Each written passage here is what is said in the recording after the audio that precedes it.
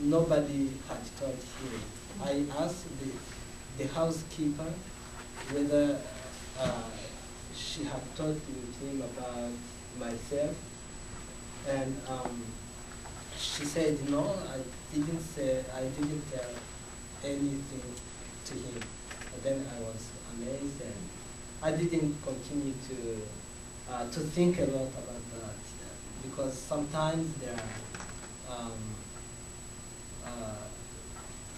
false prophets, but it was something that had already started.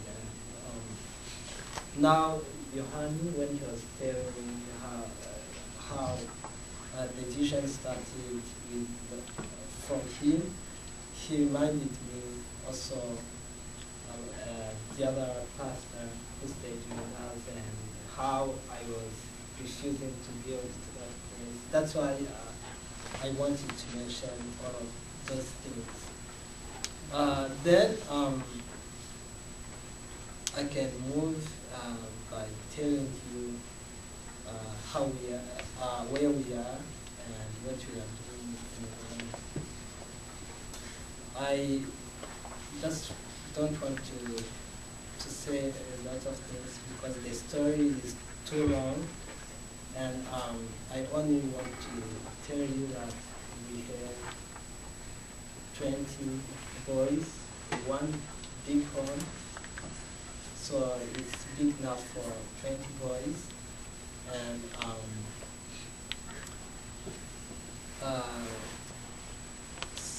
4 of them are now in high school, and the others are still in elementary school.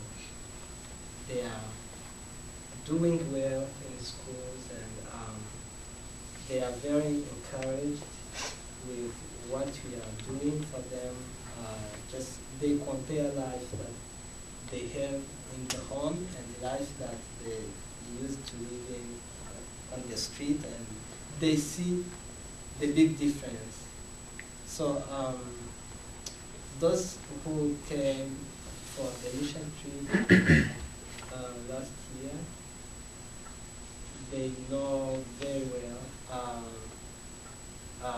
how things are going on over there, and they met us when we had 13 children, and they did a great job to just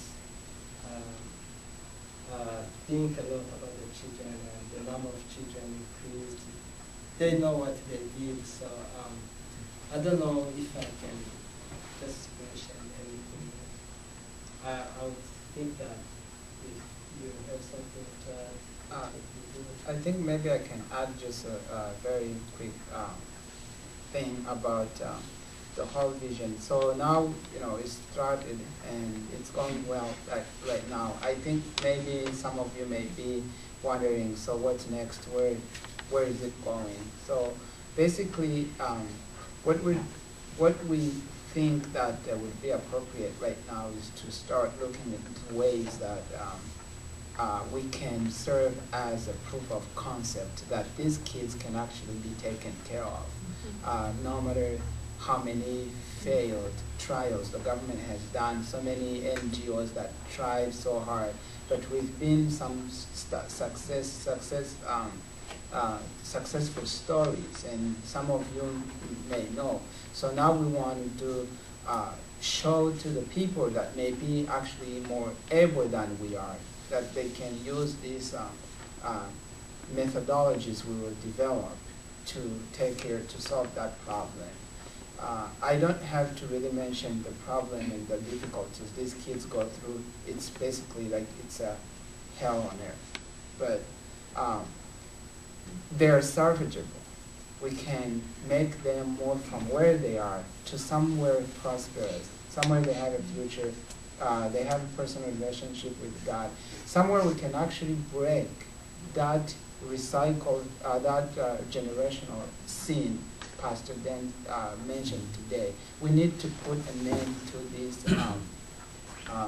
line of poverty, because these kids, when they have kids, their own kids, they're going to be exactly like who they are. So we want to stop it here make them be responsible and have the kids that are actually more equipped and able to serve God.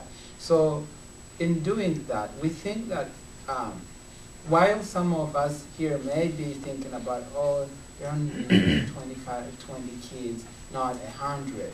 So we're now thinking, how about if we just go in depth, have programs for them, and we can then demonstrate that the kid can leave the trash on the street, move into the education, become a productive citizen, and then from then on, the whole generation, the course of the whole generation is reversed, So that's why right now we're really emphasizing the growth in depth rather than in width, where we can gather all these wonderful kids and feed them, but without really having anything substantial to help them be what God created them to be. So basically, that's where we are, and that's where we're going. Most importantly, in doing so, we want to implement the programs that, you guys have been very helpful in putting all this together. The Adopt a Child program Matthew has put together is something that that has been helping us to actually implement some other programs that will be income generating programs that will help us,